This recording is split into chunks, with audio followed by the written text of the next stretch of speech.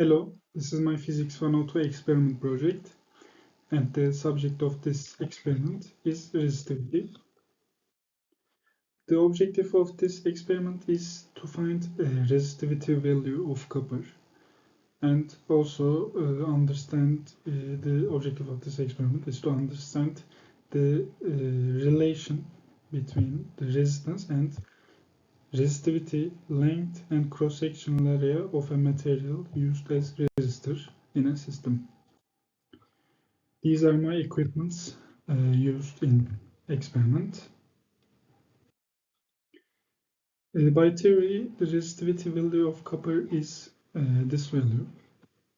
And also by the theory, resistance is directly proportional to resistivity and length, whereas inversely proportional to cross-sectional area of material used as a resistor. In part 1 of my experiment, I used 5 different copper wires that has same length and different cross-sectional areas. I calculated their resistance value by measuring the current values of each system. And at the end of my measurements, I got plot 1. And simply the slope of the baseline of this plot gave me the resistivity value of copper. In part 2, I used 5 different copper wires that has same cross-sectional area and different lengths. I calculated the resistance value by measuring the current values of each system. And at the end I got this plot too, and simply the slope of the baseline of this plot gave me the resistivity value of copper element. These are some photos from my experiment.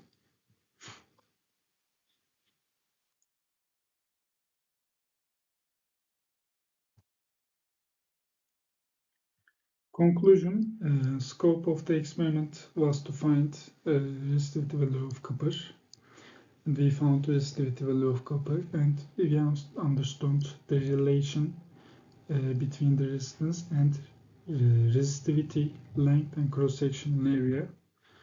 There's another important conclusion.